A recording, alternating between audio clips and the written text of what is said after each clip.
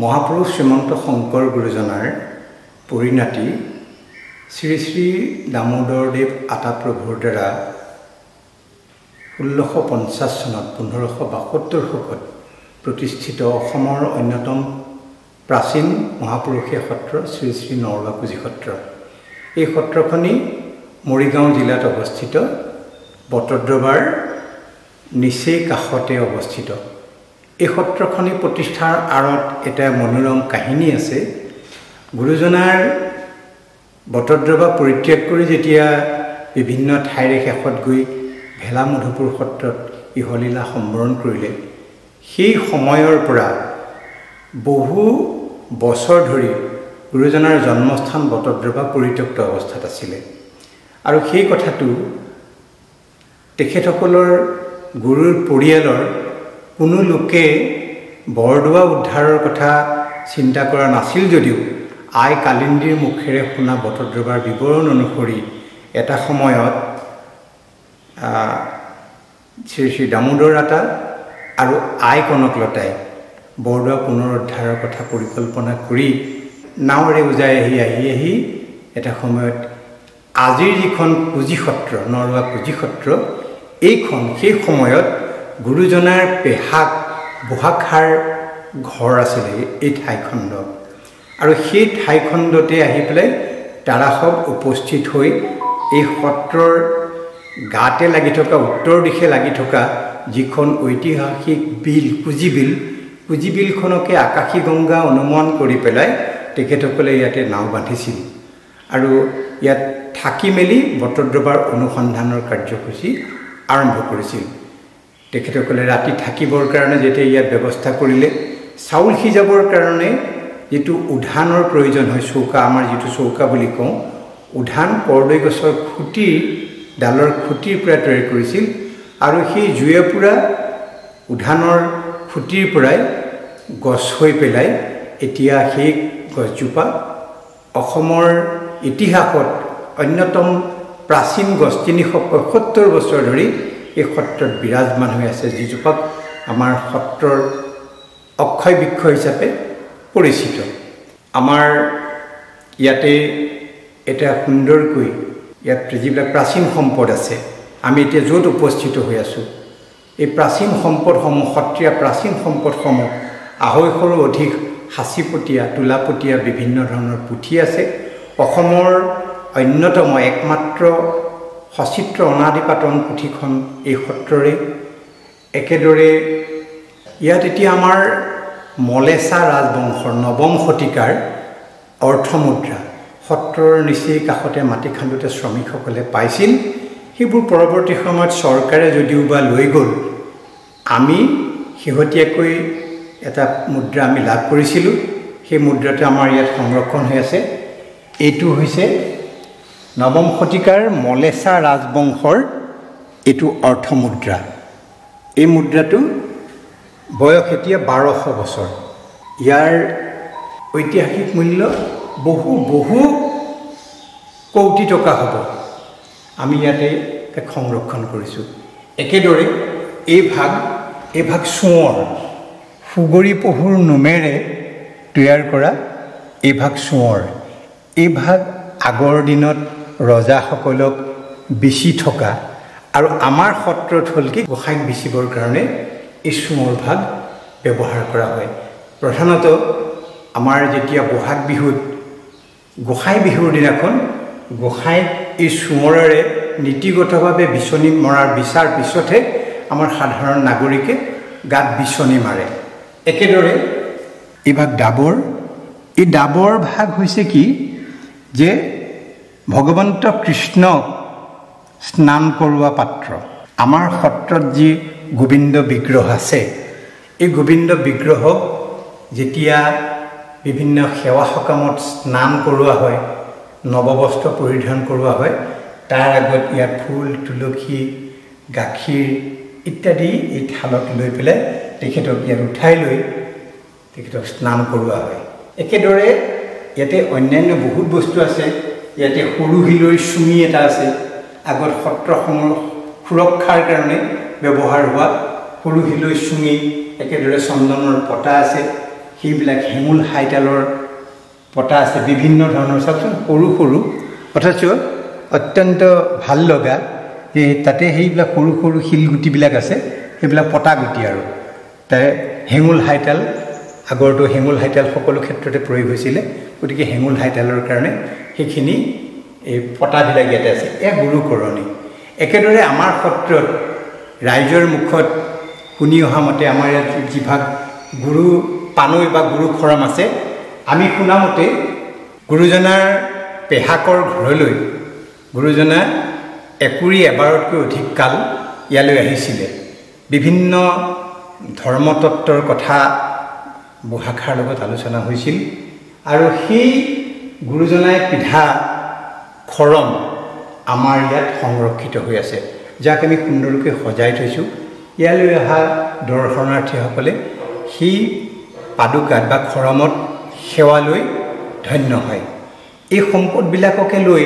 আমি ইয়াতে এই সংগ্ৰহালয়টো তৈয়াৰ কৰিছোঁ এইভাগ ইয়াত দেখা পোৱা এইভাগ হৈছে ভিংগাৰ ই এক জলপাত্ৰ যেতিয়া বামন স্বৰূপে বলিক চলনা কৰিবলৈ আহিলে বলিৰ গুৰু আছিলে শুক্ৰ এপদ এপদকৈ দুপদ ভূমি দিলে প্ৰতিপদ ভূমি দান দিয়াৰ লগে লগে জল ছটিয়াই পেলাই তাক মানে সমাপ্তি কৰিব লাগে এই ভিংগাৰেৰে ছটিয়াই ভিংগাৰৰ জলেৰে সৈতে ছটিয়াই দিয়ে দ্বিতীয়বাৰ যেতিয়া ভূমি দান কৰিলে বলি ৰজাই তাৰপিছত তৃতীয় পদ ভূমি যেতিয়া দিবলগীয়া অৱস্থাটো আহি পৰিল তেতিয়া শুক্ৰ গুৰুৱে দেখিলে যে যদি পানী ছটিয়াব পাৰে তেতিয়াহ'লে দান সম্পূৰ্ণ হ'ব এতেকে সেই নলীডালত যিডাল নলীৰে পানীটো ওলায় সেই নলীটোত শুক্ৰ গুৰুৱে ঠিলা এটা হৈ সোমাই গ'ল পানী ছটিয়াইছে নোলায় তেতিয়া বামনে গম পালে যে এইটো অন্য কাৰো কাম নহয় গুৰু শুক্ৰাচাৰ্যৰ কাম এতেকে খৰিকা এডাল লৈ পেলাই খুচি দিলে নলীটোত খুচি দিওঁতে গুৰু শুক্ৰৰ চকু বাওঁ চকুটো ফুটি গ'ল সেইকাৰণে শুক্ৰ গুৰুক কণা শুক্ৰ বুলি কোৱা হয় যি নহওক এইভাগ সত্ৰত কিয় ব্যৱহাৰ হ'ল সত্ৰত আমাৰ ধৰক এতিয়া ৰুক্মিণী হৰণ নাটক বা ৰুক্মিণীৰ যেতিয়া বিয়া দিয়া কাৰ্যসূচীটো হয় সেই সময়ত বিয়া দিলোঁ সেই বিয়াটো কন্যাদান দান দিলে জল ছটিয়াব লাগে সেই জল ছটিয়াবৰ কাৰণে এই ভিংগাৰ ব্যৱহাৰ হয় ই এটা জলপাত্ৰ ইয়াক লৈ পেলাই এতিয়া বিভিন্ন ধৰণৰ আমাৰ দৰ্শনাৰ্থীসকল আহে ইয়াতে সাঁচিপতীয়া তোলামতীয়া পুথিটো আছেই একেদৰে মাটি খান্দোতে ওলোৱা এই বংশীগোপাল গোসাঁই প্ৰভুৰ সেইভাগ সৰু মূৰ্তি এভাগ ইয়াতে উদ্ধাৰ হৈছিল ইয়াতে ৰাইজে 2-4 পইচা অৰিহণা দান দক্ষিণা আগবঢ়াই সেৱা লয় একেদৰে ইয়াতে বিভিন্ন ধৰণৰ এইবিলাক নামসিংহ আছে ধৰক বানবাতি আছে অগৰুৰ বিভিন্ন ধৰণৰ বাতি আছে ৰূপৰ চন্দন বাতি আছে এনেকৈ পেলাই দোলা আছে উৰল আছে বিভিন্ন সাঁচিপতীয়া পুথিৰ কাৰণে বিভিন্ন ধৰণৰ বাকচ আছে এইখিনি আমাৰ ইয়াৰ সম্পদ অসমৰ বিভিন্ন স্থানৰ লগতে ভাৰতবৰ্ষৰ বাহিৰৰো দেশ বিদেশৰ বিভিন্নজন পৰ্যটক ইয়ালৈ আহিছে আৰু আহি তেওঁলোকে ইয়াতে ভোৰতাল বজাই তাৰো সোৱাদ লৈ গৈছে সত্ৰত আমাৰ অসমৰ ভিতৰতে সৰ্ববৃহৎ সাতখুলপীয়া বিচিত্ৰ সিংহাসন আছে য'ত গজাল নাই গজালবিহীনভাৱে কাঠৰ তৈয়াৰী বিচিত্ৰ সিংহাসনখন আছে সেই তাৰ লগতে দুভাগ গৌৰ আৰু শ্যামবৰ্ণৰ দাৰুশিল্পৰ চতুৰ্ভুজ বিগ্ৰহ আছে এইখিনি আমাৰ সত্ৰৰ সম্পদ তাৰ উত্তৰ ফালে বংশীবাদন গোবিন্দ মহাপ্ৰভু আমাৰ সত্ৰত আছে আমি ইয়াতে নিত্য নৈমিত্তিক প্ৰসংগৰে সৈতে আমাৰ সত্ৰত সেৱা সকাম নিত্য প্ৰসংগ চলি থাকে এইখিনি আমাৰ হৈছে সত্ৰৰ সম্পদ আৰু এটা সম্পদ আমাৰ সত্ৰৰ কাৰণে গৌৰৱৰ কথা যে সত্ৰীয়া আতচবাজি আগৰ পুৰণা দিনত তাহানি কালত ভাওনা পাতিবৰ কাৰণে ভাওনাৰ পোহৰ ব্যৱস্থাটো বাৰু থলুৱা আছিলে একেদৰে থলুৱা আতচবাজি তৈয়াৰ কৰাৰো কলা কৌশলৰ শিল্পটো আমাৰ সত্ৰত আজিও জীৱিত অৱস্থাত আছে কেনেকৈ কি বস্তু পুৰি পেলাই তাৰ ছাইৰে কিমান পৰিমাণৰ মিহলাই পেলাই এটা খাৰ বাৰুদ প্ৰস্তুত কৰিব পাৰি সেই শিল্পটো আমাৰ সত্ৰৰ অন্যতম বৈভৱ হিচাপে চলি আছে এয়া লৈ পেলাই আমি কুজি সত্ৰ শ্ৰী শ্ৰী নৰুৱা কুজি সত্ৰ ৩৭৫ বছৰীয়া ইতিহাসেৰে সমৃদ্ধ হৈ সত্ৰীয়া সংস্কৃতিৰ অন্যতম এক পীঠস্থান হিচাপে লৈ পেলাই আমি বৰ্তি আছোঁ আমি আশা কৰিম আমাৰ বটদ্ৰৱা গুৰুজনাৰ জন্মস্থানৰ সমীপৰ এই সত্ৰখনিলৈ ইতিমধ্যে বিভিন্নজন দৰ্শনাৰ্থী বিভিন্ন সময়ত আহিছে অসমৰ মাননীয় মুখ্যমন্ত্ৰী ডক্টৰ হিমন্ত বিশ্ব শৰ্মা ডাঙৰীয়াই যোৱা 2022 চনৰ 8 ডিচেম্বৰ তাৰিখে এই শিল্পকলা তথা প্ৰাচীন সম্পদ সংগ্ৰহালয় ভাগি শুভ উন্মোচন কৰি থৈ গৈছে আমি অসমবাসী ৰাইজক বিনম্ৰতাৰে এই আহ্বান জনাম আহক আপোনালোকে ইয়াতে বিভিন্ন ধৰণৰ সম্পদসমূহ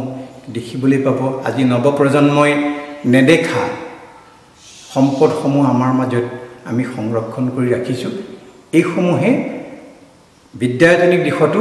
যথেষ্ট সহায় কৰিব ইতিপূৰ্বে এটা কথা কৈ ভাল পাম যে অসমৰ বিভিন্ন বিশ্ববিদ্যালয় মহাবিদ্যালয়ৰ বিভিন্ন গৱেষণা কৰা ছাত্ৰ ছাত্ৰী আমাৰ সত্ৰলৈ আহিছে বিভিন্ন বিষয়ত তেওঁলোকে ইয়াৰ পৰা অধ্যয়ন কৰি বিভিন্ন বিষয়ত তেওঁলোকে নিজৰ শিক্ষা গ্ৰহণ কৰি উপকৃত হৈছে এইখিনি হৈছে আমাৰ সত্ৰৰ ইতিহাস অতি শেহতীয়াকৈ আমাৰ সত্ৰৰ পৰা এখনি পুথি সাঁচিপতীয়া পুথি ভাৰতবৰ্ষৰ মহামহিম ৰাষ্ট্ৰপতি ভৱনৰ সচিবালয়ৰ যি পুথিভঁৰাল আছে সেই পুথিভঁৰাললৈ আগবঢ়োৱা হৈছে ইও আমাৰ শ্ৰী শ্ৰী নৰুৱা কুজি সত্ৰৰ কাৰণে এক গৌৰৱৰ কথা বুলি আমি বিবেচনা কৰি গৌৰৱান্বিত হওঁ ধন্যবাদ প্ৰথমবাৰলৈ আহিলোঁ কুজি সত্ৰলৈ আৰু ইমান ধুনীয়া সত্ৰভাগ কিয় যে ইমান দেৰিকৈ দেখিলোঁ মোৰ সেইটো অকণ আফচোচ আছে তথাপি আপোনাৰ মুখেৰে সত্ৰভাগৰ সবিশেষ জানি মই অত্যন্ত সুখী আৰু মই ভাবোঁ আপোনাৰ কথাখিনিয়ে আমাৰ যিসকল দৰ্শকে ইতিমধ্যে ভিডিঅ'টো চাই আছে তেওঁলোকো নিশ্চয় আনন্দিত হৈছে উপকৃত হ'ব আৰু মই অনুৰোধ কৰিম যিসকলে কুজি সত্ৰভাগ দেখা নাই তেওঁলোকে আহক সত্ৰভাগ চাওকহি সেৱা লওকহি আৰু ইয়াতে 350 বছৰীয়া যিজোপা কৰ্দৈ আছে সঁচাকৈ মই নিজে খুব গদগদ হৈ পৰিছোঁ